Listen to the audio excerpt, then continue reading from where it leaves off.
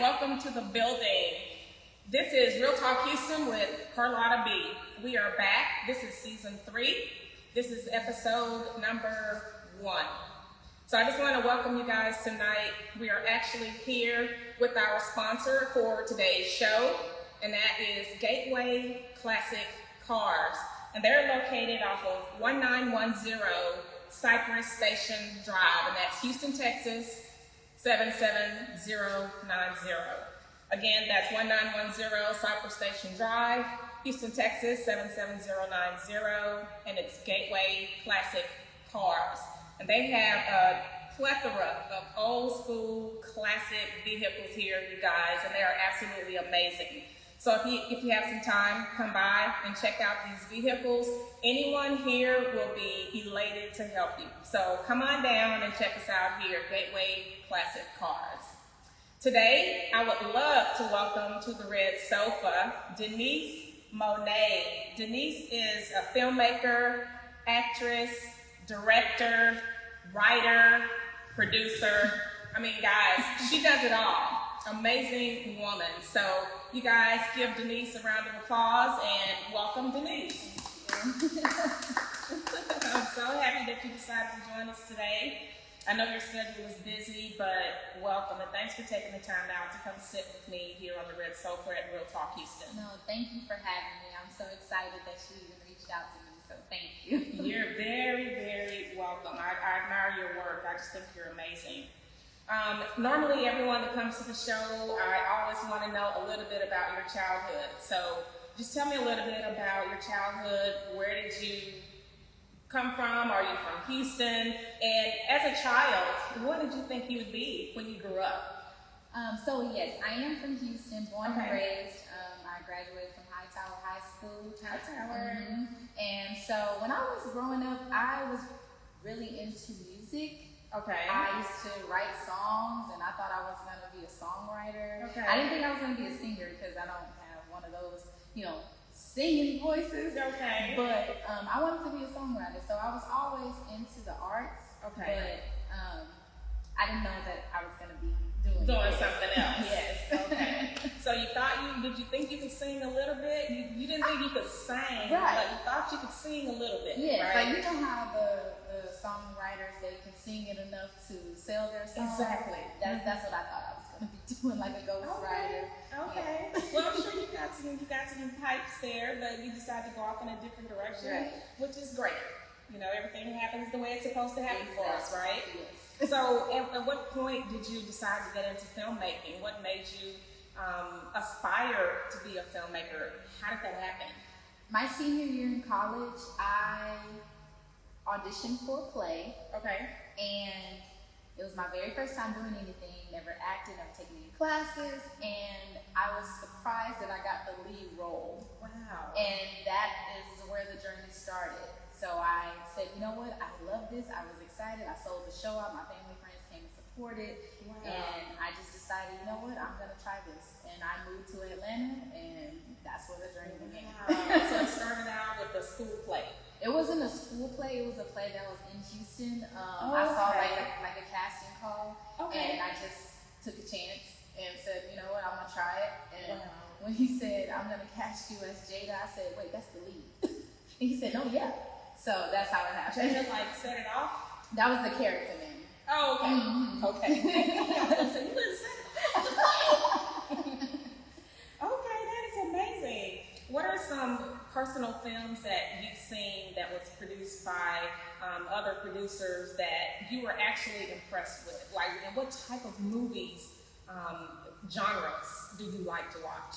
My favorite genre would definitely have to be thrillers. That's my niche that I love to write, I love to watch. I love to get in the writer and director's head to kind of see if I knew where they were going with the story, or if I can figure it out. Yeah. And most recently, I went to the premiere of The Reading, directed, written, and produced by Courtney Glade, and he got me. Really? He got me. Like, the storyline completely shocked me. I was like looking at this, he did amazing. So that was something that it inspired me even more. Mm-hmm. I actually was right before going to film, and he inspired me so much that I went and made last minute changes to my script on what we was about to film that next week, because I was like, no, I gotta step my game up. I gotta step my game up. Make some changes to my movie. I gotta compete with this movie. Yes. That's good. So normally, like my husband and I are watching movies, that's what we do. We try to figure out, so what do you think is gonna happen? Right. How do you think it's gonna end? Who's the killer? Right. Is she gonna live? What do you think is gonna happen? So it's fun to try to sit there and sit through a movie and try to figure out the twists and the plots and how it's gonna happen.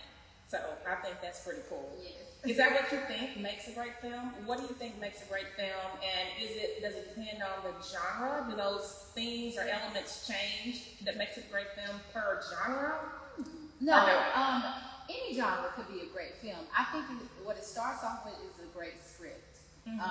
So, making sure that you have a beginning, middle, and end where you're telling a good story, the character learns something. And then once you get a good script, then you have to put together an amazing cast and crew. It's from the highest person as a director and producer to somebody that's just the production assistant. Like everybody plays a part to make a great film. Yeah. I know those are very important elements, and they all have to be in place. Yes. Did you have to make a movie or two before you figured out that formula? Yes. Right. My very first was a short film that I did when I was in Atlanta, and I just had a lot of people that was willing to help me. Yeah. But each film I learned and got better. Even with my first one that's streaming now on TV, The Ring Widow, I learned so much from that one to where my next one got better, and then I'm hoping that the next one and the next one just gets even better. Yeah. Learning process. Yes. Practice makes perfect. Yes. Yeah. Okay. As far as actors and actresses, what makes a good actor or actress? Definitely just owning your craft, taking the time to study and keep learning, taking classes, taking workshops from others that have done it before us. Yeah. Don't ever feel like you're at a place where you shouldn't keep learning, where you shouldn't keep practicing your skills, diving into a script, creating a character background for yourself so you can really bring that character to life. Yeah. So you just have to really dive into it. Yeah. You got to get in that character. Have you had actors and actresses in your movies that didn't take any classes, no lessons, and it just kind of came naturally? Does that even happen? That does happen. It happened for me, for my very first role that I got. Okay. And I always love casting new faces. Yeah. Like people ask me all the time, do I have to have experience to audition? And I always say, no, of course not. You follow the instructions, submit a tape, and if you killed it, you killed it. Like, you don't have to have experience. I could be your first experience on your resume. They can debut you on your, That's pretty interesting, because a lot of producers and directors like, nah, we don't want to work with anyone that hasn't done anything before. They have to be perfect, and we want them to be experts and in the business forever. No, we don't want to try anyone new. So, and I think with that philosophy, that way of thinking, you might be missing out on some great people. Yes, right? For sure. When I get these auditions, I post it everywhere, and when I see a new face, if they have the talent that I'm looking for to bring that character to life, sometimes they even do things that I didn't even expect to see the character. I have one that she wasn't fit for the character at all, but I wrote her into the script because she did so well. So it just depends. Yeah, that's true. I like that, because I think everyone deserves a chance. Right. So out of the many hats that you wear, director, producer, writer, actress, yourself, do you have a favorite? Or if not, if you had to rank them in order of how you like them, how would you do that? I definitely would have to rank them, because I couldn't really pick a favorite. Right. If I had to pick a favorite, I would probably say acting, because it was my first love. Okay. A lot of people see me now, just directing and writing, but they don't realize that I act too. So I have to come back to it. But I would definitely say acting, and then it would be directing. And of course, like directing and writing kind of goes hand in hand, because I want to write amazing scripts that I want to direct and bring to life. And then producing, because the producing part is a lot of work. If I can get somebody else to produce it, then that would be great. But people are hiring me to write, direct, and produce their films now, so I'm just kind of just going with that flow. Yeah. So for the people out there that don't know the difference between, well, we know the writer writes the script, but a lot of people don't know the difference between all of those roles. Specifically, writing kind of speaks for itself, but directing and producing and directing and producing. What's the major differences between those roles? And is it possible for one person to do all of those roles for a venture? It definitely is. I've written, directed, and produced my own films. That's what Courtney Glade did for the reading. So it definitely can be done where you can do all of them. But for a producer, I am basically getting everything together for the film. I'm finding locations. I'm doing casting. I'm setting the schedule. Just making sure everything is in order to produce a film out. Versus a director, I am diving through the script and I am directing the talent and making sure that they're giving me or giving the writer, if it's not me, what they're looking for the vision. Yeah. Okay. Wow. And then you have, the DP, you have sound like there's so many different things, even the assistant director. Yeah. Because a lot of people don't know that the assistant director does more work than the director in the pre-production. Like getting the shooting schedule, call sheets, all of the manual work that it takes. Yeah. So everybody plays a part in putting together the film. It does take a team. So you're saying one person can do that role as far as writer, producer, directing, but it definitely takes an entire team to pull it all together. Yeah. Post-production, during production, pre-production, it takes a team. Yes, ma'am. Yeah. And what is the average amount of time that it takes to create a movie and get it ready to at least go to premiere from start to finish? It would depend on what type of film it is, because us out here in Houston, we're independent filmmakers where we might not have the budget that these bigger films have. So we don't necessarily take as much time as a feature film that you may see in theaters, or like a movie like Creed. Those big type of, they take a long time because it's such a process. It has so many elements of trying to cast and then getting locations, you get permits and stuff. As independent filmmakers, we are just trying to do the best that we can with what we have to put together a good product. So it can take about, for me, I think the longest that it's taken me is probably about 4 to 6 months for like the process of just getting to a premiere. So we'll film in like 10, 12 days. And that's like really good for us, because these bigger projects, they take like a month to film, just to film the scene. Then after that, then it goes to post-production where the editor, you got somebody do the color grade, the sound mixing, the scoring, put it all together, and then you can have a premiere. That's a lot. That's a lot of moving parts. That's a lot. And that's just even to say 4 to 6 months, that's like, it's doable, but you don't want to rush. It's kind of pushing it, right? You don't want to rush. I had to learn that from my first film. That sounds like me. I'm so much of a let's expedite this, let's get it done. I have to work on my patience, and I think everybody knows me know that. I have to work on my patience, and I want everything done now. I don't want to wait a year. I want it done now.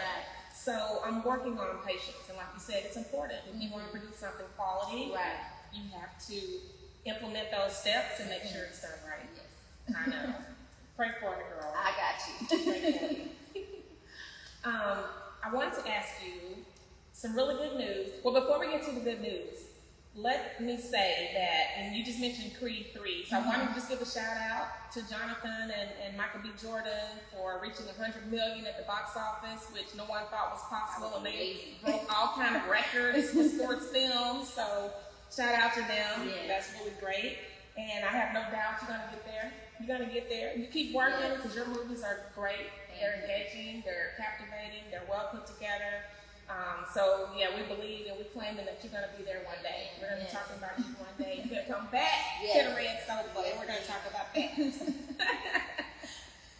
So, exciting news. Tell us about, you recently got engaged. So, yes, we're so happy for you.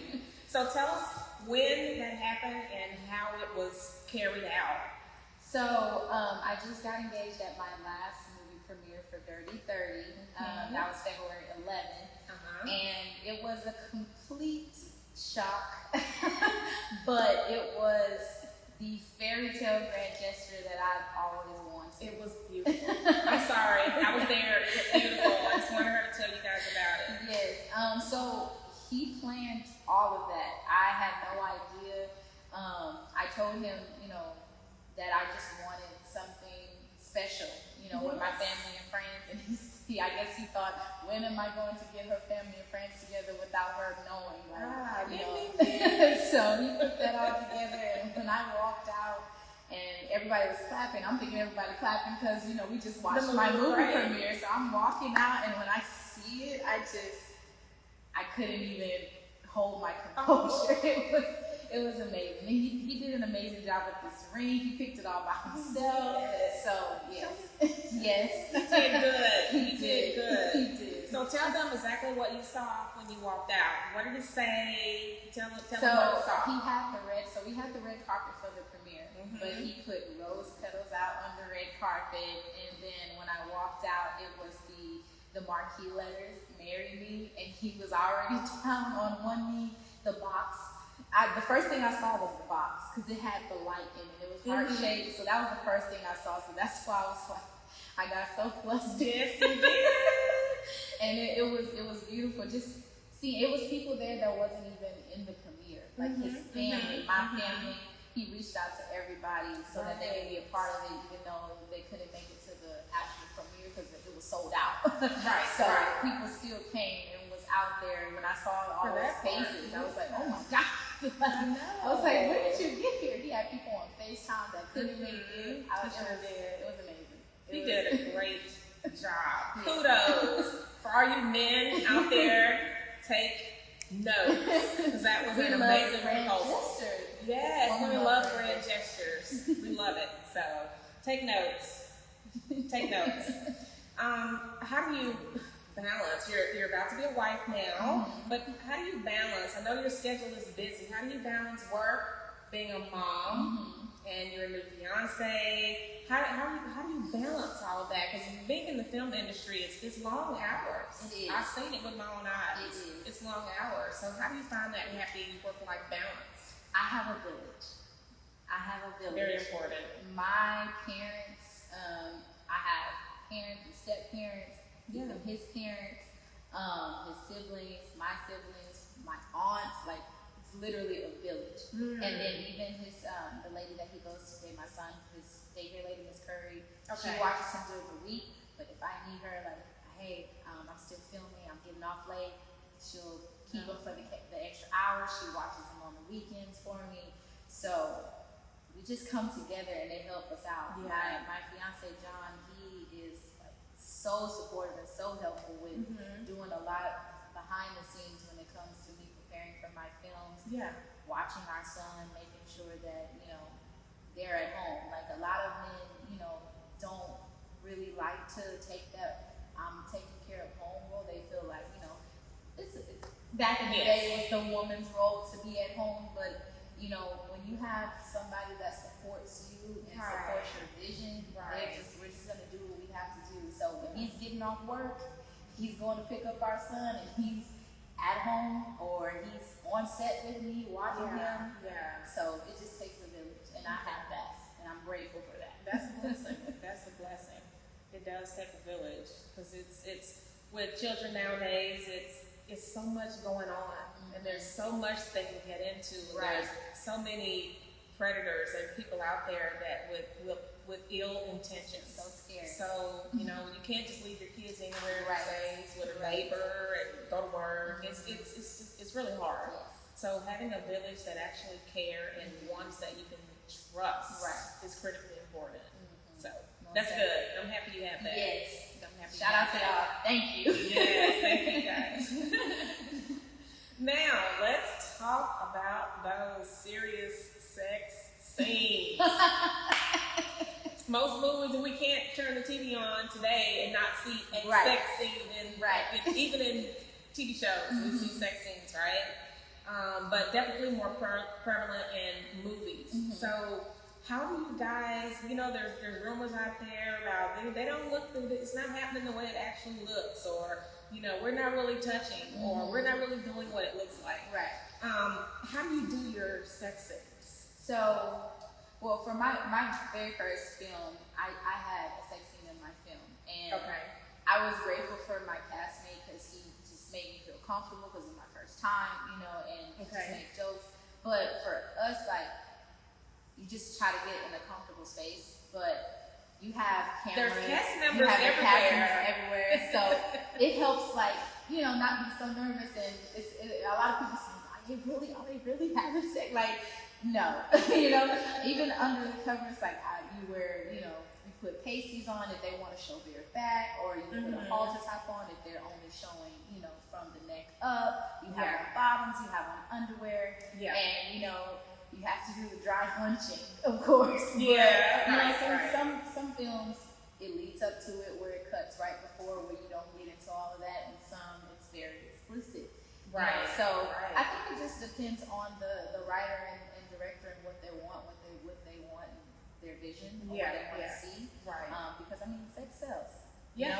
People want to see it. Those TV movies, they be very on edge. And so it's just what you're comfortable with doing, because a lot of artists don't want to do sex scenes, or they don't want to show nudity or things like that. So whatever you're comfortable with doing, then do that. Let the director know, hey, I don't want to show anything, or I'm comfortable as long as I can have my underwear on, or so things like that. So you just discuss with the director and the writer and producer and make sure that everybody's comfortable so that we can get the shot that we want. Yeah. Have you had an actor or actress turn down a role after they learned that they would be in a certain degree of sex film, and they were like, no, we're not going to do it? Yes. I've had plenty of people that'll say, I'm not comfortable with that, and so that's up to the director if they want to recast or they will adjust. Sometimes it'll be a last minute decision, where you have to just make adjustments. We most recently had that, where the original character was supposed to do a sex scene where they were supposed to show and reveal some things, but we had to recast at the last minute, and that actor did not want to do that. So we had to adjust to that actor, because it's like, who else are we going to get to do it this last minute? Right. So sometimes you have to just be flexible. Yeah. But a lot of people won't even submit for those roles. I like to put that in my casting call. Like if it requires nudity, or if it requires a sex scene, things like that. Some even rape scenes. Like some people are not even comfortable with that. So I make sure I put that in the description, so they know ahead of time. Right. And then we go from there. Yeah. So they know exactly what they're getting into. Right.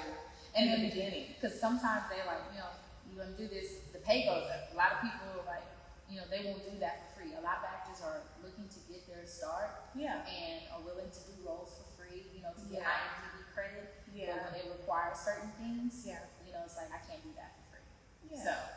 So that's So they just kind of bargain and say, hey, you're gonna have to pay me more. Right. If you want me to see that, if you want to see this, you gotta pay more. That's understandable. So I know you've directed a lot of movies. Just talk to me about challenges, issues, any barriers or constraints, problems that you've run into in directing. Any major obstacles? So for my very first film, I was not knowledgeable about a lot of things with the camera angles, certain things that, when you start off as an actor, all you're focused on is script and learning your lines and bringing that character to life. Yeah. When you become behind the camera, it's so many moving parts, with sound, with the lights. Lighting is key. Yes, right? The sound and lighting is very important. And so I had to learn that from my first film, with making sure that I had someone who could help me with the audio, because the audio wasn't as great. Or, hey, we got to come back in and do ADR voiceover, because the audio we can't even use it, and then like someone telling me, hey, the camera angle, you can't break the 180 rule. I'm like, what is that? What does that even mean? But it's a lot of things that I had to learn from my first film to make my second one better, because I didn't know, and I'm grateful that, when you have a crew that teaches you these things, so you can know for next time. You learn on the job training. Yes, on the job training. Have you ran into any hardships being a female director, or writer, or producer? Have you ran into any hardships because you are a female? Have you missed out on any opportunities, or not taken that seriously because you're a female? I think that if I have, it hasn't been like said to my face, you know? Yes, but I know that I've been on sets where a lot of people don't expect us women to do the heavy lifting, and so they hire a lot of men to do like the gaffer or the who does the grip moving equipment, and so I worked on sets where there's a female gaffer, there's a female grip, you know, it's a female doing the boom mic, you know, I love to see us women being able to do these roles that, you know, a lot of men probably like, you know, oh, don't, I got it, I'll move this, I can move that light. But when you see us, we want to be treated equally on set, you know. And so I did experience that where they were like, you know, so there's a lot of women on this set. We don't got enough hands, we don't got enough men, you know. And it's like, well, you know, we can do it too. Just tell us what to do. We might not know because, you know, we don't know the terminology for that light. You know, you want us to move that or grab the hi-hat, the same terms that we don't understand or know. Just, you know, just let us know. Just tell us what we'll do it. And we'll get it done. Yeah. And I did notice on your set that you had a lot of ladies there working, and everything worked smoothly. There wasn't any problems. Nobody was like, I can't pick that up. You know, everything. We were ready to move everything. Working. They were working and didn't have any issues at all. So that's great. And I appreciate that equality. I know you have a lot of movies under your belt. Let's talk about those. How many is it now? 9, 10? I know it's a lot. Tell me about them. So I have films that I'm in as just an actress. And that's when I first started out when I was in Atlanta. My very first lead role in a film is a movie called The Killing Secret. And that is written and directed by Hart. And shout out to her for giving me my first role in a movie. And so that is what started me in getting the roles that I got after that. And so I was on the TV show Fatal Attraction. And so that was exciting. And then I started doing more roles.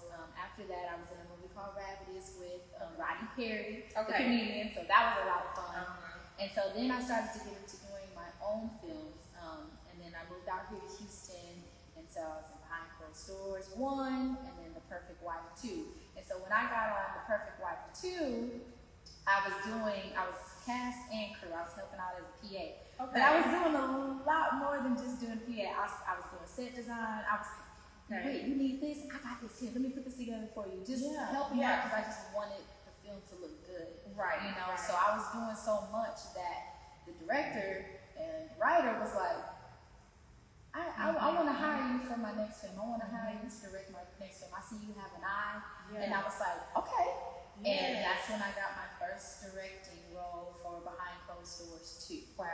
Thank you, Jonathan. Thank you, Jonathan. That's great. That was my first film directing, so I directed Behind Closed Doors 2. Then I wrote and directed The Ring Widow. And then I have Dirty 30.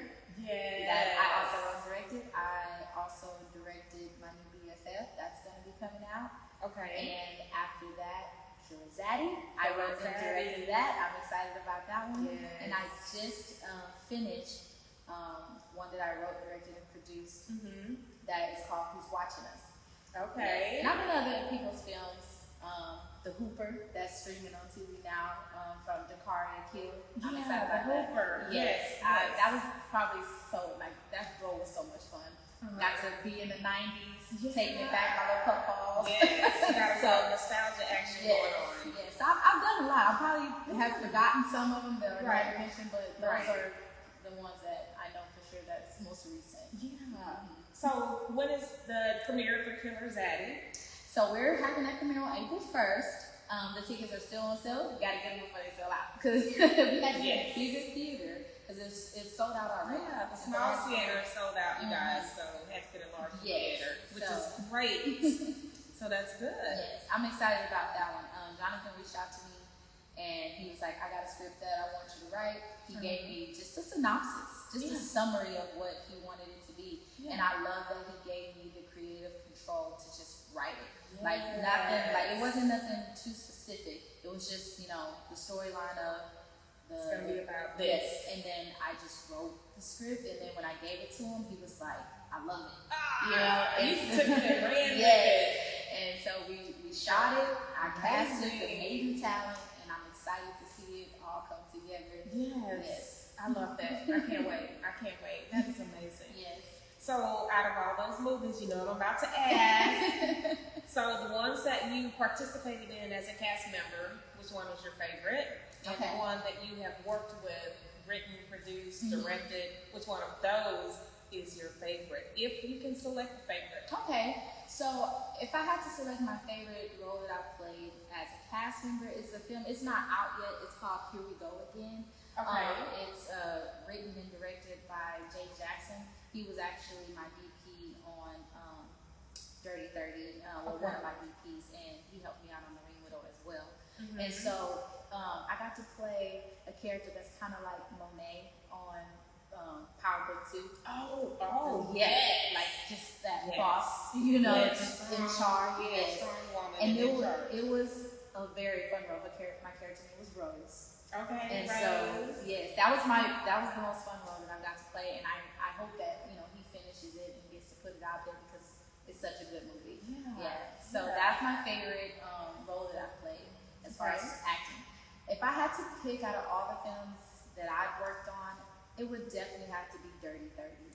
And that was my most recent one that just premiered. And the reason I say that is because all the other films that I wrote and did before, they were even The Ring Widow. That story was inspired by one of Jonathan's films. I had when he sent me the script for the film that he did, I was like, I said I had an idea to kind of make it a little, just to make it a little interesting because I love twists. Make something different. Right. And so he was like, no, I don't want to go that route with the film. I said, you know what? I'm going to keep the story for myself. So that's how The Ring Widow came. But it wasn't an original idea. So with Dirty 30, I wrote that one myself, from just my creative mind, and I produced it myself. I filmed it, funded it myself and everything. And so I did it all, before, I didn't have, not doing it like how I did with other films where I either got investors or something. So I funded it completely myself, and then submitted it to get my money back. Exactly. So that was, I feel like it's my baby. That's your baby. Because I did so much of the groundwork to get it out there, so I'm excited about it. That's your baby. That is your baby. I love it. She's amazing, you guys. She's amazing. How do you feel about horror movies? Have you been in any horror? Have you been in? Which one was horror? So I did a horror film. It's called Sorrow. It was I did it a long time ago. It was one of my first films that I did in Houston. Okay. And it was when I first started acting, like back in 2013, 2014. Okay. Back then. But it was cool because I died in the film. And they made like a mold of my body. Okay. So that and it had they made pig guts and intestines and all of that. And so when they did the stabbing and killing and my guts falling out, it was insane. Right. So yeah, that was my first horror that I was ever in. Wow. How did you feel seeing yourself on the screen with your guts? I mean, were you like? Yeah, I can be very squeamish where I closing my eyes and I wanted to see all of that. But that was then. Now being a filmmaker and seeing the process of how it's made, it's even more exciting to watch. Yeah. Okay. So it's normally in those type films when someone has been sliced up, gutted, all that eerie, gory stuff. So you're saying it's not their body that with makeup and stuff on it? Sometimes it is. Sometimes because we have it depends on the severity. Yes. If you have the budget to to make a fake body with intestines and stuff, because they have special effects makeup artists that can create all of that. Right. Like fake hands, they chopping off fingers. Right. They make like all those prosthetics. Yeah. So it is, if you have that budget, it's dope to see. Yeah, it come together like that, where it's like real. It looks real, yes. Yeah. But if not, then we put special effects makeup with blood and knives that can look like it actually stabbed you Exactly. and all of that. So Yeah. Exciting. it is exciting. Exciting. Oh my God. Oh, I had a question from, oh my God, how am I even going to ask this question? This one is actually someone was in my DMs, well, two people, and they asked the question, and I hear a lot of people just kind of talking about this, inside conversations, but normally when I'm having a show, people will get in my DMs and say, hey, ask this, ask that, ask this, ask that. You're not already covering it, just ask. Right. So I had two. Okay. Two messages. And it kind of reverts back to the love scene. I guess I should have asked it earlier. But the questions were from two different audience members is, how do you prevent arousal? Especially for the male. Right. How do you prevent that? I don't know if that's something you want to tell everybody, but it was asked. Right. Okay. So I think that we can't really help genetics. We can't really help our anatomy and what our body naturally does. Right. So if it happens, I think we like the cast members will have a conversation. I've had cast members that say, "Hey, if that happens, I apologize in advance. I'm not, a creep or anything. It's just, I could be nervous. I'm human, Yeah. So some cast members have that conversation. Yeah. To make sure that the other one is comfortable. Right. If that does happen. But we can't control it sometimes. That's but sometimes it doesn't happen. Sometimes you're completely just out of that element where you know that this is not real. It's not real. I'm just not trying really to make this scene. Right. I'm just doing it. So sometimes it doesn't happen. But if it does, it's we understand, like, some people for their first time they get really nervous and embarrassed. But for me, like that I've been doing it for a while, I'm like I just try to make them feel comfortable. I make a joke, I make laughs, so that they're not embarrassed about it. Okay. But it does happen. Yeah. It does happen. Okay, you guys. I hope you're watching. That's your answer.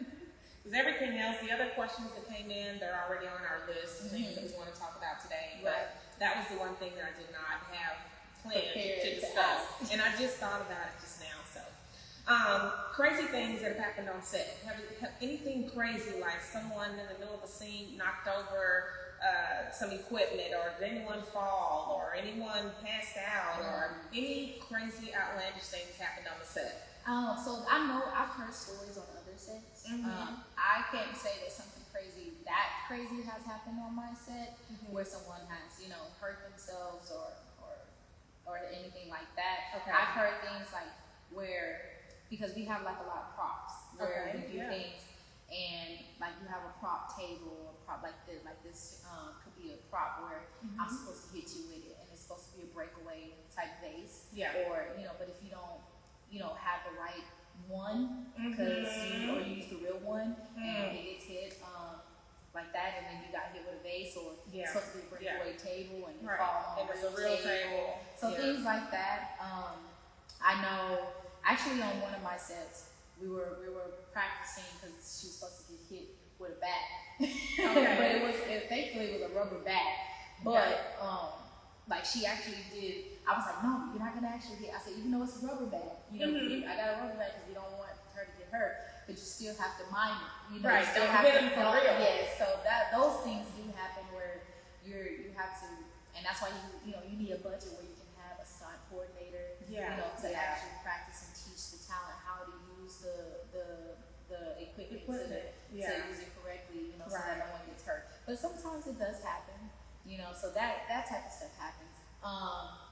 I know, like we have, things that happen on set where I guess like interesting things that can happen on set where people meet, hook up, like those type of things happen on set. You know, relationships form. You know, things like that. Form on set. So you know, those things could be interesting stories to tell. So mostly things like that, but nothing too crazy. That's well, that's good. That's good. We have some wood to knock on, but that's good. What I wanted to ask you, I lost the thought. It was a really good question, and it came up while you were. Oh, I wanted to ask you.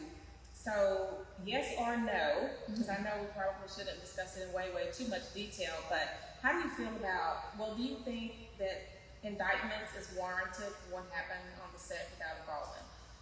How do you feel about that? So that's crazy, it is, right? to me, especially as a filmmaker. You know, because if that was me in that situation, if I trust the crew, you know, there's specific people that are in charge of those things, that are in charge of making sure that the props are clear.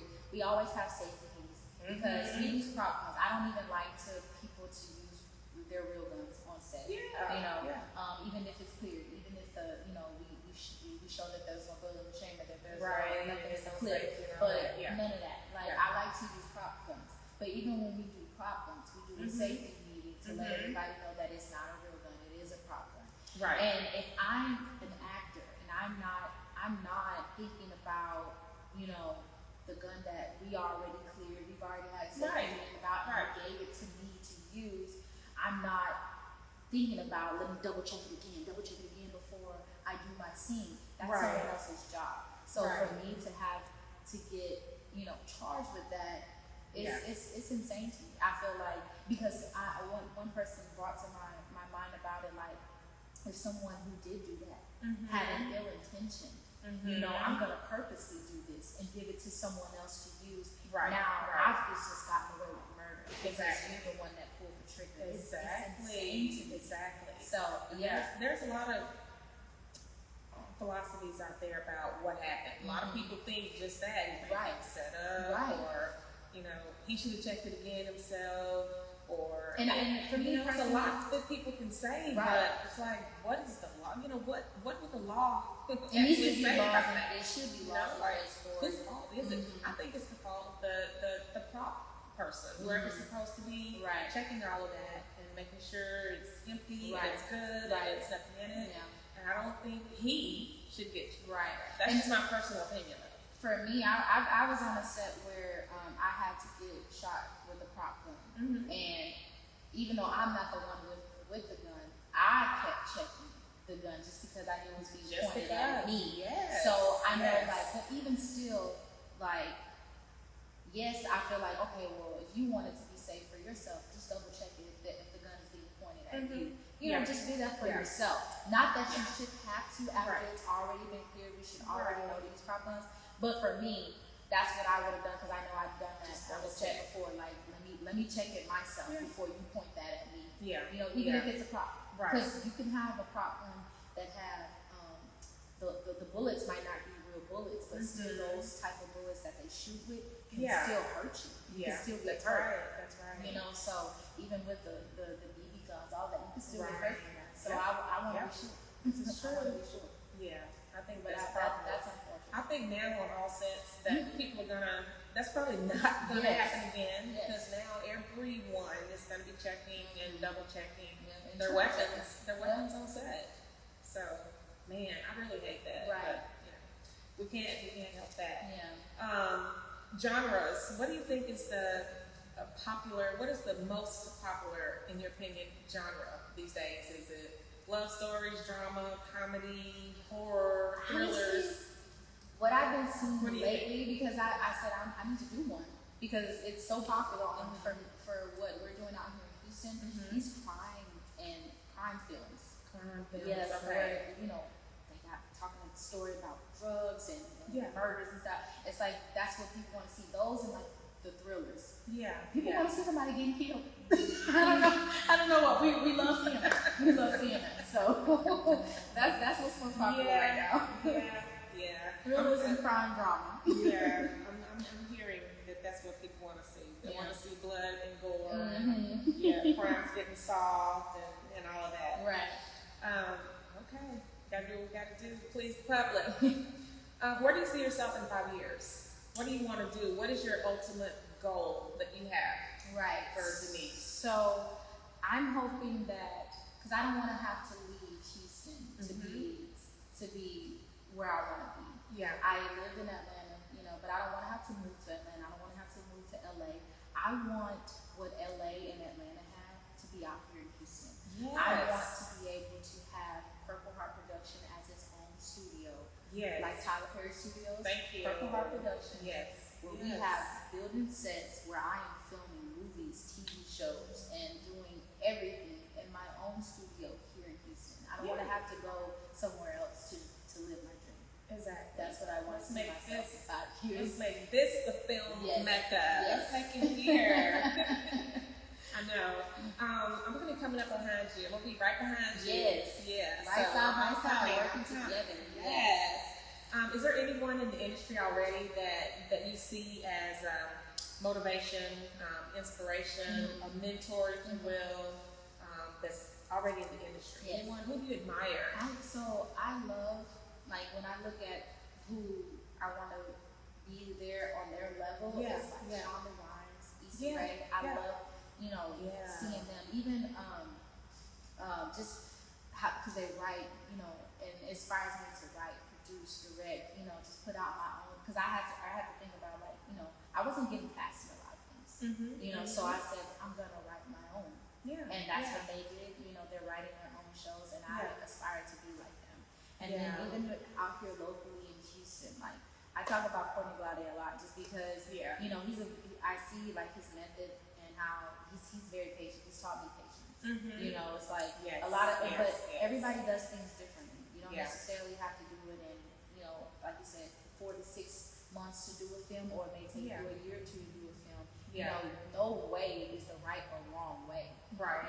But when you want to put out quality, you know what I'm saying, you gotta do what you have to do, and whether it takes you 6 months or it takes you 2 years, just put out your best products. And I see that in these film makers out here in Houston, and it inspires me, because I was moving fast too. I was doing a movie like somebody's film, like every month I'm doing somebody else's film. But from mine personally, I like to take some space in between so I can make sure that I do things right. So that Courtney Glade has inspired me to take my time. We gotta be patient. Yes, we do. Yes, definitely do. Do you try to take vacations? Do you try to take time just for you, for yourself, to get away? Yes. Or do you finish a movie, start another one, finish a movie, start another one? I do try to take vacation and then try to enjoy my family, my soon-to-be husband and my son. We do a lot of family time. Very family oriented. We do stuff with his family, my family, just doing things together. So I love to, in between my films, like my family, I'm so busy, but I try not to be too busy for family. Even if I gotta come after I'm done, I'm gonna try. I'm gonna come. Like after I'm done filming, I'll come. But I do if I'm not doing something, then I'm writing something. So I will say that I am always working, but it's I don't take too much time away from family. I like to stay time with my family. Are you the one that takes your laptop on vacation? No. You do not? I wish I could do that. I take my laptop with me on my vacation, but it's so bad. I'm not saying that because it's a bad thing, because maybe when I may get to a level where I need to. I'm just not at the point where, I'm doing things so often that I need to take my laptop with me. But because I did have one where he asked me, I was going on a cruise. Okay. And he was like, hey, can you bring your laptop with you and finish editing? I was like, I'm not going to do that. It's my vacation. But if I have a deadline to meet, I may have to do that. So it's not, it's not like it's a bad thing. You got to be booked and busy. That's true. And a lot of time when you're on vacation and you're relaxed and in your calm state of mind, that's when all those thoughts come. Yes. You might do your best writing while sitting on the beach. Yes. Because you're unwinding, and all those creative thoughts just come. So exactly. So you may not be working, but when work, I think back to that old saying, when work is fun, it's not work. It's not. It's doing what you love and getting paid for it. Yes. So that's why to us it's not work. I'm not working. I'm being creative while I'm on vacation. I'm working and being productive while I'm relaxing and enjoying myself on this beach with these pretty blue waters. Yes, yes. So, fun fact. Give us a fun fact about yourself. What is the one crazy or unbelievable or something about you that no one don't know or wouldn't believe about Denise Monet? So that's a good question because I would definitely. I'm currently writing a film right now. I wrote it back then, but I'm developing the story to make it, you know, a little more like a thriller. Okay. I have an insane catfish story. Okay. Like, you know, that a lot of people wouldn't believe unless I told you. Do tell. Do tell. So I'm turning it into a film. The movie is going to be called The Break of Dawn. The character is based off of me. I just named the character Dawn. Her name is Dawn, so it's called The Break of Dawn. I love it. Yes. But yeah, a guy I met online. He, you know, I met him on social media. Okay. We were texting. He even FaceTimed me a couple of times, so I believe that he was who he said he was. When I saw him in person, he was who I believed he was. Okay. And so I'm just thinking that I'm in a relationship with this person, but we didn't see each other that often. We didn't FaceTime them much that often. We talked on the phone and text a lot. Okay. But I was in a relationship with this person. Okay. But then I found out that the person that was catfishing me, the guys whose pictures he was using, he paid him to see me in person and to FaceTime me so that I can believe that I was really in a relationship with him. Wow. Exactly. It's crazy. It's crazy. Oh, so I turned it into a thriller film because it got crazy. That's a good one. It got crazy. That's a good one. I love it. Based on a real life story. Yes. So The Break of Dawn is going to be my next film that I want to do that is based off of true events. Yes. Those probably, in some cases, make the best movies. Ones that are based on true stories because it happened. You can feel it, you can elaborate on it, and I think that's great. Yes. Wow. Well, we have reached the end of our time. I know we're probably approaching an hour, but I just want to thank you again for being here. We could go on and on. I could talk to you for hours, but I just wanted to say thanks again for stopping in with Real Talk Houston with Carlotta B, and we just appreciate you and your work, and we wish you all the best. So thank you. Thank you for having me. Do you have any shout outs for anyone? Yes. First off, I want to shout out my family, my beautiful son and my future husband, John and Micah. I love y'all. Shout out to my family, my parents. I thank y'all for being the village that I need.